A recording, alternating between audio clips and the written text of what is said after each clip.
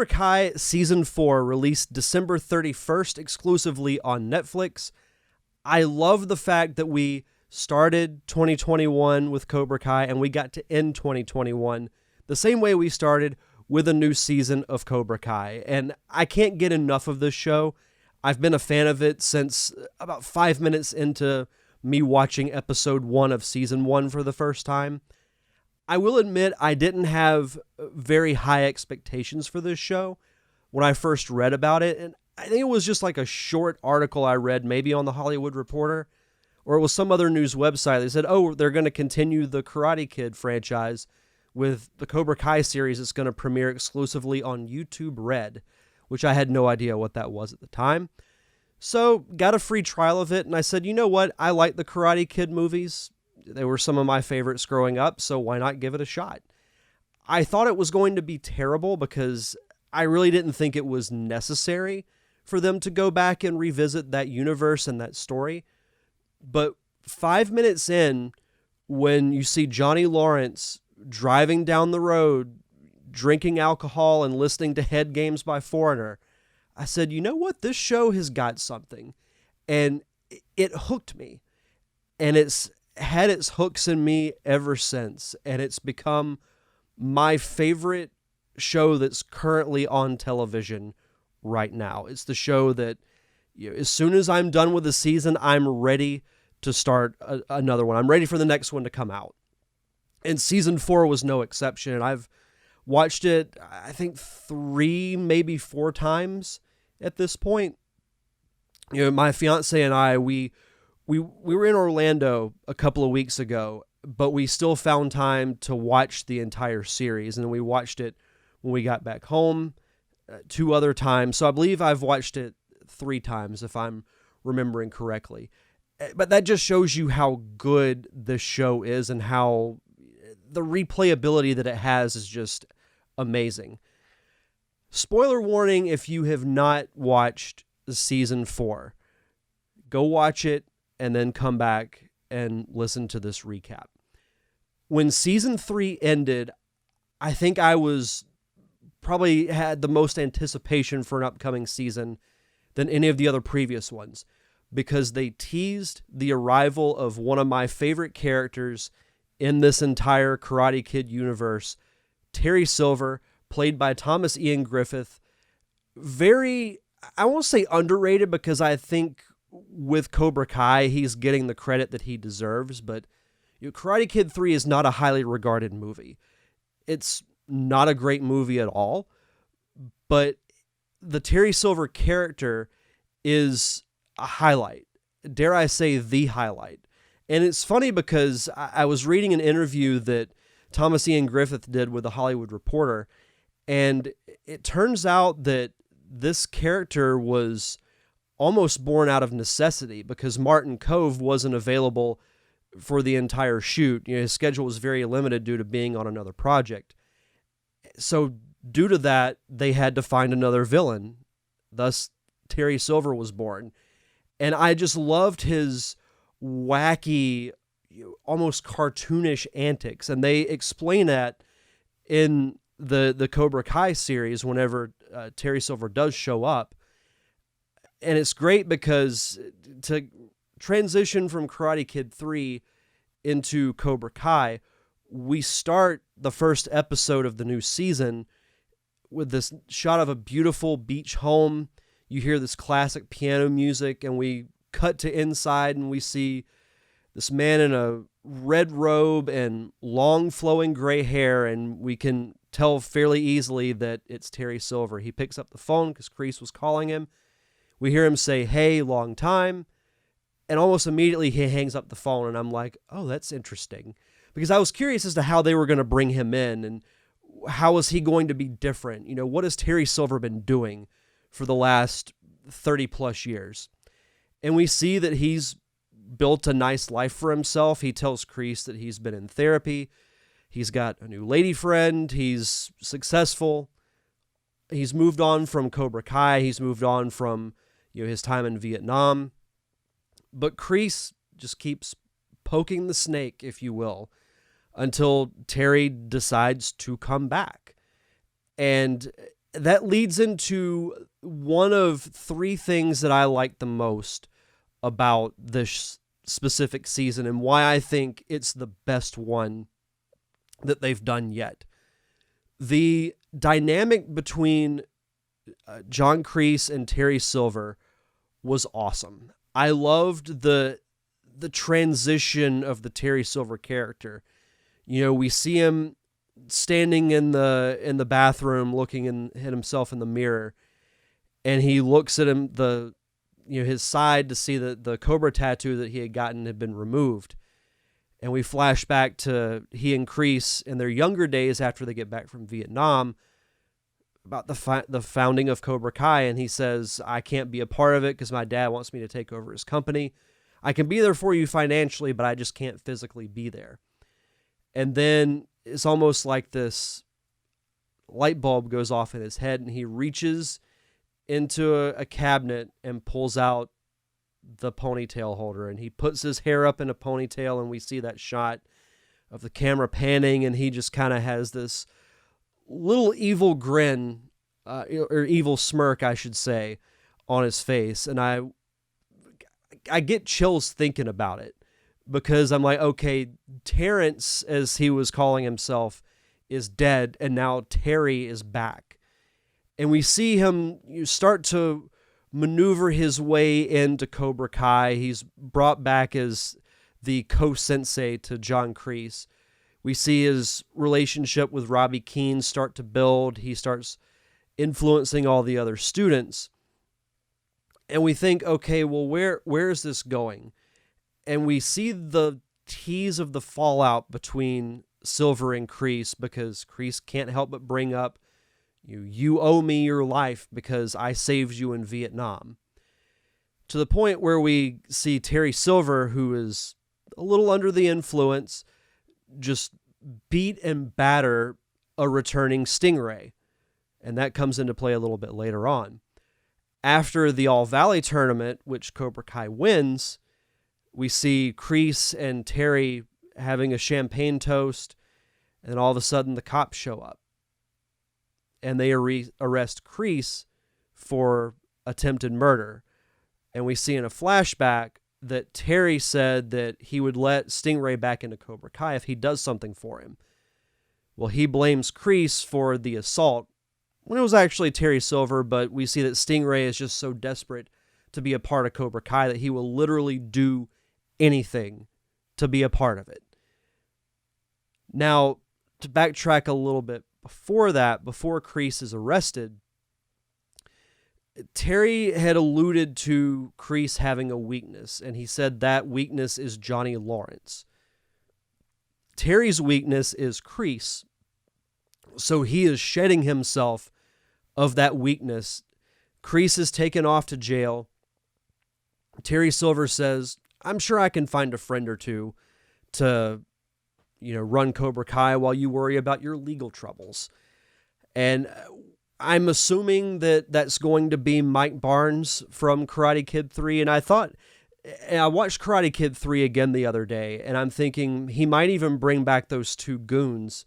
One was named Snake, the other I can't remember off the top of my head, but he could bring all three of them back, and they could be, Barnes could be like his co-instructor, and he has those two other goons to do his dirty work. Because we really see the return of that psychotic, manipulative Terry Silver, with him paying off the ref to make sure that Cobra Kai wins the All Valley.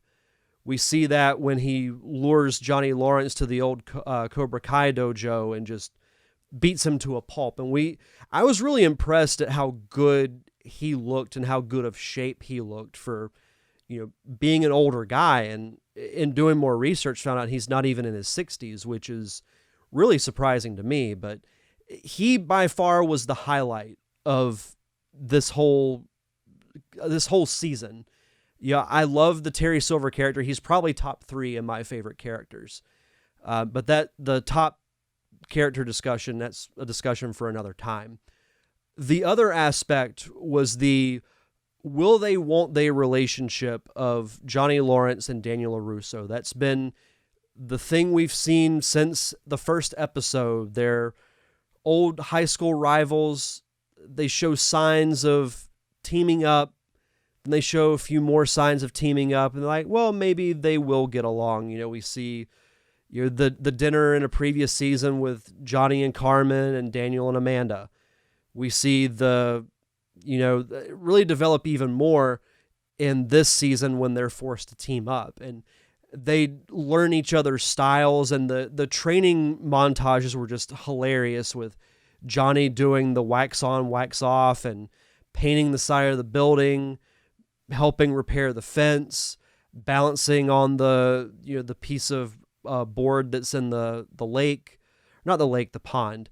And then likewise, Daniel learning Eagle Fang, having to climb the chain, shovel coals, hit tennis balls. It was just hilarious, just seeing them completely out of their elements, and they played it off so well. Then in the hockey arena, Johnny goads Daniel into fighting a hockey player, which is even funnier to me because he just runs off to get a pretzel after Daniel beats the crap out of several hockey players. Johnny comes back with a pretzel, and he's just like, oh, that was badass. I loved every bit of it, and that's something that I think we as fans of the show have been waiting on since really the beginning, because there's really no reason that they shouldn't be friends. And I hope that in future seasons they stop the will they, won't they team up. Like, they should be friends now. And we see at the end of the season they team up in the final matchup, because Samantha loves her dad, obviously, and she loves Miyagi-Do, but she learns a lot from Johnny, and she has a nice mesh of styles that helps her get to the finals. I just think that they've gone to the well one too many times with teasing the friendship, and then something happens to ruin it, but then they come back a few episodes later, then something else happens, and they just keep going back and forth and back and forth. I'm personally done with that, and I hope that in future seasons they're just friends. Even if they don't see eye to eye with everything, they don't go full on hating each other. But we'll see what happens. My other thing that I really liked about this season was I felt like it was the best overall when it came to storytelling, character development. I felt like most everyone had a pivotal role in the season. Robbie's been a focal point. Miguel's been a focal point. We see the Sam and Tori element evolve. We see Daniel's son Anthony return in a much more prominent role. We see Kenny, the new kid, who I thought was great. And I think Kenny and Anthony, if this show goes beyond, say, 6 or 7 seasons, I think they are going to be the focal point and the highlight. Because eventually all the other characters are going to graduate high school. Anthony and Kenny are about to start high school. So I definitely see them, I don't see their roles diminishing. If anything, I see their roles increasing as others will decrease. I loved, and I'm a little biased because I got to chat with him, but I loved the evolution of Dimitri. He's been my favorite character of the new characters that were introduced in season 1. Seeing him become even more confident and even making it to the semifinals of the All Valley is something I never thought would have happened in season 1. Of course, Johnny DiCenzo played it brilliantly. Loved Hawk's or Eli Moskowitz development as well. He loses the mohawk, but he still has that. In the end, he has that confident attitude because he realizes who he is. And I love the line when he says to Daniel, "I'm the guy who's going to win this whole effing thing." And sure enough, he did it. He won the whole thing, and I really, really enjoyed it. His character, and I know he did an interview saying that he was against Hawk becoming good, but it's another thing that you just never quite know what twists and turns the show is going to take. In season 1, Robbie was full on Miyagi-Do, and here we are 3 seasons later and he's in Cobra Kai. Who knows where he's going to be in season 5, because we see an apparent reconciliation with him and Johnny at the end. Don't know how long that's going to last, because Miguel leaves, instead of him fighting Eli in the semifinals, he just leaves the arena. And we come to find out that he's gone to Mexico to find his biological father. The catch to that is Miguel's father doesn't know he exists, and Johnny tells Carmen, well, it's going to be fine, I'm going to make this right. So I think what we're leading to for season 5, oh, and I didn't even mention the ending of season 4, when it's revealed that Terry Silver paid off the ref to make sure that Cobra Kai won. Tori beats Sam in the finals. She goes back in the arena to get her bag. She overhears the conversation between Terry and the ref. But then we go to Daniel at Mr. Miyagi's tombstone and says, I know that we made a deal, but I refuse to acknowledge a deal or an honorable deal with those who have no honor. And we hear him as if he's talking to someone else. And he says, I know this isn't your fight and it's a lot to ask, but will you help me finally beat Cobra Kai? And we see the camera move to reveal Chosen from Cobra Kai Season 3 and Karate Kid Part 2. And I was a little surprised, because I thought we might get Hilary Swank's character from the next Karate Kid, but given the story they've been telling, I think it makes more sense for it to be Chosen, because as he alluded to in Season 3, he knows a different side of Miyagi-Do that Daniel does not. So bringing him in can add a whole new layer that will help Miyagi-Do hopefully beat Cobra Kai for good. So I think it makes sense. Do I think we'll still get Hilary Swank's character Julie at some point? Possibly. But I think at this point, I would bring her in for 1, maybe 2 episodes. I always pictured it as Daniel going to Miyagi's tombstone to pay respects, and he sees her there, and that's where they're introduced. And because for all we know, he doesn't know that Miyagi had another student. So I could see it happening, but with the story they're telling, I don't know if she would fit in as a regular, if you will. Like maybe something where she gives advice to the Miyagi-Do students.